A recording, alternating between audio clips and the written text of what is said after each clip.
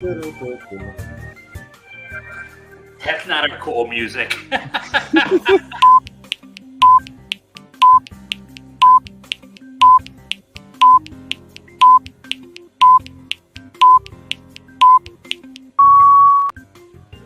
I gotta say, our starting music, boys, sounds like we're in an all-skate, but we're here to inspect what you expect with plumbing. What are you talking about? There's nothing better than an all skate back in the day. Oh man. All right, so here we are. We are on the Foundation's group investor page again. Hopefully, we've got all kinds of investors watching this over time. But what we're talking about today is we've got our inspector back. You had to take a break from our episodes, but we're back and we're dealing with plumbing this week. So, Derek, give us a rough overview of what you're looking at with plumbing. I'm sure we got a bunch of questions for you.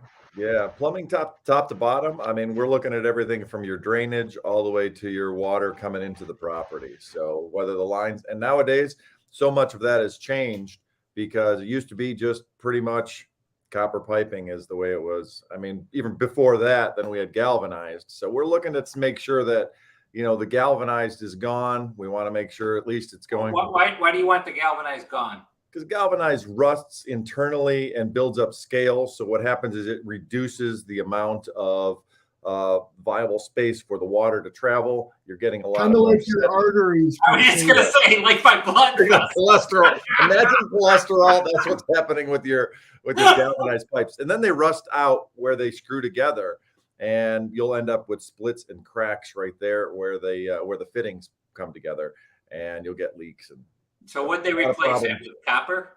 Copper or better. Now we have what's called a PEX is the biggest thing out now.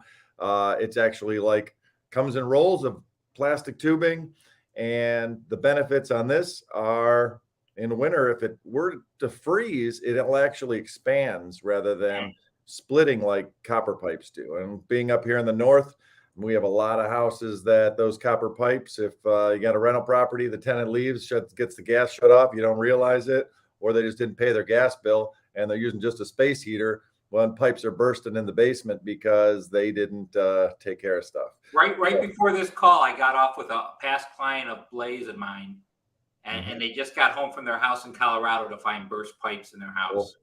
Yeah, disasters like that. That's that's really the beauty of these new PEX systems, because even if you're going PVC, that'll break and that'll split at the joints. How do you spell that? PEX? Is it PE or A? PEX. Yep. PEX. Okay. And they color code it too. I mean, I've seen some horrible jobs. I just did one yesterday where they used red for everything. But there's red and there's blue, so you can actually designate what are your hot water lines, what are your cold water lines. So as you're working on things, you know exactly. So the whole pipe is blue or the whole pipe is red. Yeah, big flexible pipe, all blue or red, and makes things easy. You know what I've heard from my plumber in my networking group, there's a new little device that you can put kind of right after the water meter that it's Wi-Fi based. And if it detects more than normal water usage, you can shut it right. It'll bing you on your phone and you can shut the entire water off right from your phone because it's detecting that, hey, a pipe burst somewhere and we've got just continuous flow. And at that point, you could call your tenants and say, are you filling up a pool? What are you doing? Trying to figure out what's going on there. But it can minimize the damage to a rental property. So that is so strong. Not only damage, it's the landlord that's usually paying the water on our multifamily. Right, especially multifamilies. I mean, you're looking at thousands in expenses. Just running toilets alone can jack that rate up tremendously. I mean, I saw one.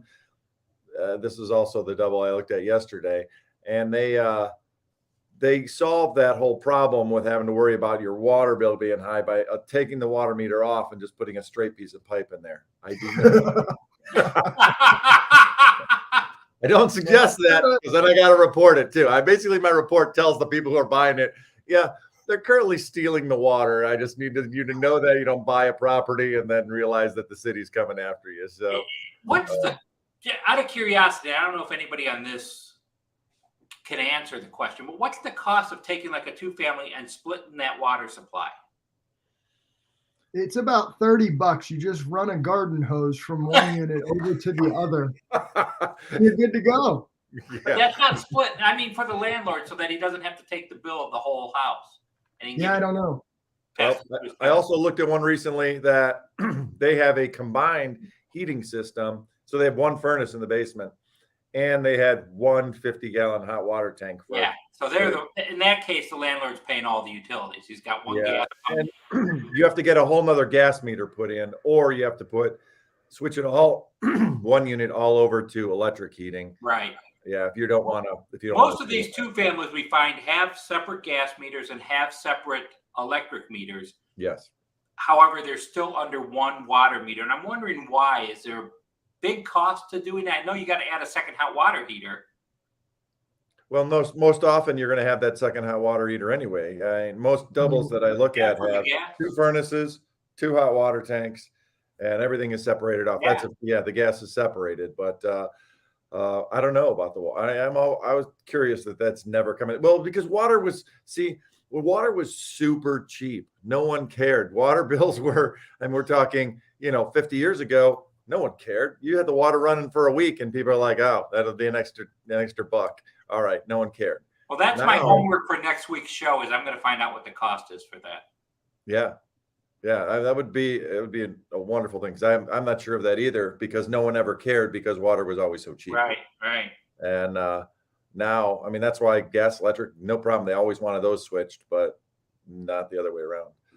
We're also looking for those old cast iron pipes. We want to make sure that we inspect those, because those can split and crack, and you could end up with leaks just pouring down into the basement on the backside of those old cast iron pipes. I see a lot of them where they've replaced sections of them with PVC to deal with that issue, or they've had them crack, or whatever the situation. We're talking drainage and sewage. Drainage lines, right? Yeah, right into going down to your sewer, your stack line that comes right off the back of the toilet. Another thing we're inspecting, and we want to also check and see, kind of note where there's a clean out, so that when your tenants flush down all those diapers and tampons, you need to be able to designate. You're like, here's where it is. My report shows that the clean out is right here. And then when they go and find that stuff in the drain, do you actually open the clean outs during an inspection? We do not open the drain unless, we actually do sewer scoping. So if they pay, Blaze will attest to that. I was like, that's why I say, Derek, I'll see you in a few minutes. I was like, Blaze, come on in. I'm going to open up the sewage lines. You want to come and see what we're seeing? He's like, no, I'll look at the pictures later. It is a pleasant, aroma that comes out of your sewer lines. So it's not often something anybody else wants to be there, but we wear protective masks and that to make sure that we're protected, and then we'll run sewer cameras in to make sure that whatever's going on in the line, we want to make sure that, you don't have a lot of roots growing into the line or cracks in the line where you buy the property and then find out that your whole front yard is sinking in because, you've got a crack in your sewer line, and it's just eroding your front yard, and roots getting in there, and it's all clogged up, and you're not getting any flow. So it's a good thing to keep in mind. If there are trees in the front yard, consider doing a sewer scope, because it's good to know better than finding out later. That's what I did when I bought my house. Yeah.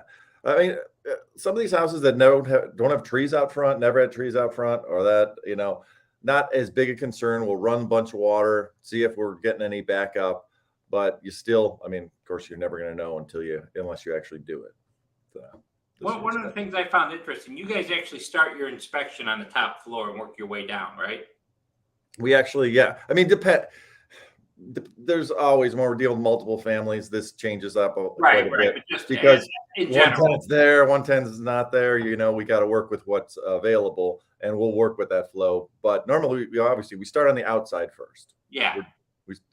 And we're droning. And actually here, we're looking around on the roof for the stack coming out to make sure that that's sealed with the roofing material, to make sure that you don't have water coming in around that drainage stack or your sewer stack. And then, then when we come inside, we look at it on the inside as well. So if we start from the roof and working our way down, we're going into that attic space. We're making sure that's stacked, and we're also looking for cracks and breaks in the line. Right. Plus, you're running water, so you're going to see the Yep. leaks in the basement. Yeah, and we want to make sure that you're not, say, dumping sewer gas into your attic space, so it's not broken off there, and Right. you just have all that. So, yeah, we're working from top Which to is bottom. completely different than the way we show homes, because we'll start in the basement. And look, because if there's foundation issues, why even? Right. Yeah. And they say it depends. I've done a couple recently where we've had to start the mechanicals in the basement because they're trying to, the property management company is trying to get in touch with the tenants, trying to get these doors open, trying to, get that figured out and why they're not letting them in. And if I'm an out-of-state tenant and I'm looking, or out-of-state owner, and I'm looking to buy a property that has sewer and water is paid by the owner, what are some things that I can do to minimize my expenses? I mean, obviously, if you buy a different toilet, it's a little more efficient. What are some things that you could think of? yeah, I mean, you're looking at those low flow shower heads. You want to look at, obviously the toilets that split up and get the, the low flow and that, so you're not you're dumping, 2 gallons of water every time you're flushing. Like some of these older houses have all these old fixtures in there. But that's minimal compared to, I love this idea of being able to put something on the water line to let you know, or maybe let your management company know if there is an issue, because a biggest problem is that they'll damage the toilet. They'll, have that toilet running continually for weeks, and they don't care as a tenant, especially if they're not paying the water bill. So having a way to figure that out, I mean, we're looking to make sure that, nothing's leaking, that the drainage lines under each of the sinks are draining properly, that the faucets are working. Also looking, tubs, we're putting quite a bit of water in there because that's a typical problem in a bathtub is you get all that hair that goes down there and they drain extremely slow. So we want to make sure that what that situation is when you're walking in. So if I fill up that tub and I get a bunch of water in it and I can see that it's just not draining properly, then we want to let the buyer know that that's going to have to be, snaked. And this is a common issue. I'm sure everybody's house, my wife has hair and also everything getting into the drain, and I had daughters. I get it. Exactly. It clogs it up, and that water starts moving slow. You got to take care of it. And that's, it's going to be the same with running the rental property and the tenants and all. So I wonder if there's still a way you can buy those little machines that, like, if you see at a campground or something, where you put a quarter in to get like 2 minutes of hot water. That could be a way to make money. I like it. And save on your expenses. I'm sure you can. Same with the washers and dryers. I've seen actually some of the, I've actually seen some of the landlords have put in coin-operated laundry facilities down there. Oh, yeah. And so it's another way to, make money if you want to keep that there. And this is something to keep in mind too. I've also seen where they have had those, and then when the tenants leave, they took them. So you want to make sure that those are secured and that you're not. I had a landlord telling me, he's like going, yeah. So I tried to make it more convenient. They didn't have to buy them, and I put them in the basement, and they left. Not only they left, they destroyed the unit, but they stole my. You know what the problem? You know what the problem was there? They didn't use one of our property managers to screen. Well, yeah, and they didn't. And the biggest problem with a lot of these people who are getting out of it are they don't qualify the tenants. You need to have a good property manager who qualifies the tenant. You don't just take, I got cash in hand here, please let me in, and the people. And quite often you get, bad landlords who will just be like, oh, he's giving me cash, I'll just take him. Yeah, the reason why he's doing that is because no one else will take him. So if you got a 10 unit or something like that where you put a coin operated washer and dryer in there, I get it. But if you put a coin operated in like a duplex, that's a little. What property manager in their right mind wants to go out there once a month, empty quarters, count quarters? Well, they probably have more modern ones where you could just tap. I hope so. Well, maybe they could do that with the showers then too. 2 minutes. How much water do you want? They're going to be paying for individual. There you go. You got 10 minutes like of a water. quarter per flush too. I just- Man, we could make We $1 could million be, bucks with hey, these we could be ideas. onto something here. Honestly, for multifamilies and multi-units, this could be the future. Do we have any right there. patent attorneys out there watching now? We could use you. Yeah, we'd like a All cut. As far as plumbing goes, we've got what's coming in, what's going out. I mean, other than that, is there anything with plumbing that you really got to be aware of? Of course, we're looking at drains in that we want to look at basement drainage and make sure that things are draining properly. A lot of times they'll have wash machines, washers and dryers down there that are just dumping straight into floor drains. So we want to check and see what that situation is. I mean, you get a little bit of debris, you get that lint that comes out the wash machine, and that it'll clog that up and you can flood your basement really easily. So being aware of the situations, walking in saying, look, it's not directed into an actual line. It's going into a floor drain, which has a grate, and you could end up, and sometimes they're inset by, 3 inches or something. And that's not, when you're dumping out a whole wash machine, that can overflow pretty easily. So we're looking around to see if there's staining and what's going on around that, to see if that might be an issue. And I see, quite often, like I'll see, sanitary tubs that have just a pipe that drops off like a foot below the sanitary tubs, and it's just pouring water right there onto the floor and hoping to hit the drain. And I'm like, luckily, if the floors are sloped properly, you'll get proper drainage, but they can definitely be a problematic situation if those, and they can easily clog up, and then you can be looking at a flood in your basement from your wash machine. So the bottom line, I mean, if you're an out-of-state investor, especially if you're coming from a state that doesn't have the hot and cold like we have here, I mean, it gets extremely cold, pipes freeze and burst. That's something that you got to be aware of when it comes to doing a home inspection, looking at that inspection and making sure that things are insulated well, things are draining well, so that you're not going to have a problem down the road, and communicate well with your tenants, or your property manager needs to communicate well with the tenants so that a small problem doesn't turn into a big problem. Exactly. And what I mean, I'd say probably the most common issue I see is the old gate valves, the ones that just have the handles that turn. Those old gate valves that they'll end up dripping and leaking right around the valve, and I'll see that quite often. There's quite a few that then get upgraded to the ball valve, which works phenomenally well and much better. But those old gate valves, what happens is, the packing around, if you don't know, but it's got like a packing that's actually wound around the rod in the middle that lifts and lowers that gate that shuts the water off. Well, that can over time come loose, wear down, and then you end up with leaks around there.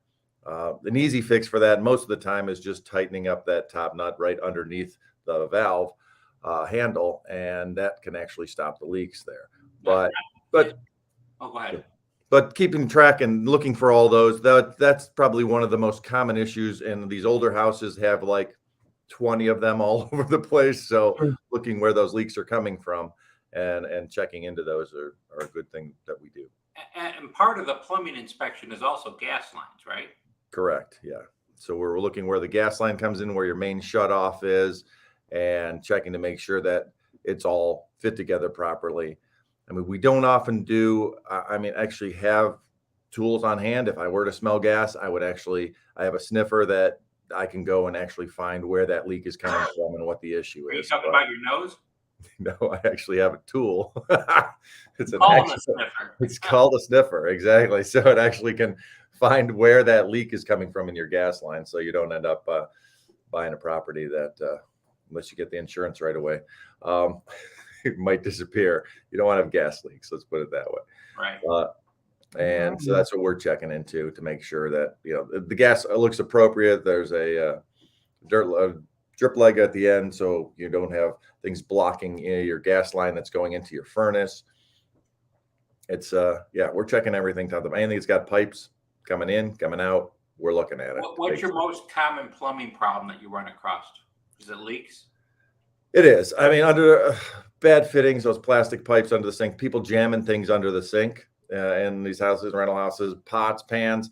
You've got, all the traps that run underneath the sinks being banged on a consistent basis become loose, start leaking around coming out of the sink, and we'll see issues there. I mean, quite often they're easy fixes. I even quite often just push them back together, tighten them up the way they should be tightened, and make a note of that so that the buyer is aware that, you know, there was evidence of leak, but here's the reason and here's why, and, you know, just be aware of that. Not necessarily it's an issue, a big issue, but that's pretty common. Under the sinks, you know, hair dryers, everything's jammed under there. You get those pipes being banged, and they're just, you know, thin plastic pipes for your drainage line, and those can be dislodged pretty simply. And that, and the, like I said, the ball, or the, not the ball valves, but the gate valves on the plumbing, that's a common. So gate valves and the drainage line under sinks are probably the most common, and loose toilets. I see more loose toilets. I just think people spend a lot of time there on their phones nowadays. Right. And I think that the rocking back and forth just kind of loosens that up. Well, you know, I've come across a number of times where the softened wood around the toilet. Yeah, they'll get the leaking. They'll get, you know, honestly, if people are moving around or are plus size on those toilets, they take a lot of abuse, and that normally there's a wax seal. So basically, what's connecting your sewer line to your toilet is a wax seal, and if that wax seal over time, I've seen them where they've dried out or they've just been compressed out of form, and you can get water that when that toilet's flushed, you'll get water that leaks out around that wax seal, and it can deteriorate the wood floor surrounding that. So what we're doing is where it's visible, especially in basements, going to the first floor, you can look underneath and check the floor out, and we're checking to see if that is showing signs of rot, and if they've had to replace anything there, whether it be the sewer line or whether you can see new plywood in place. That's a very common situation there. So yeah, we are looking into that. We're checking the toilet, and normally if that toilet's loose, that's what can also lead to those situations. Right. Right. When you're watching those, you know, 2 hours of memes there, rocking back and forth, dodging, that whole toilet can experience, don't you? That whole toilet can actually take a toll on that floor. So. Well, all right, guys. I think we've covered a lot of stuff when it comes to plumbing, and we'll end it here at about 22 minutes. We appreciate any investors that jumped on and watched. If there's any questions, please throw them in the comments. We're going to have Derek back for other episodes on different portions of the property as well. And we thank you again, Derek, with Inspects Ohio. And if you're purchasing a property, Derek is a great inspector that would be more than willing to help here in Northeast Ohio. There we go. Thanks, Hey, thank you.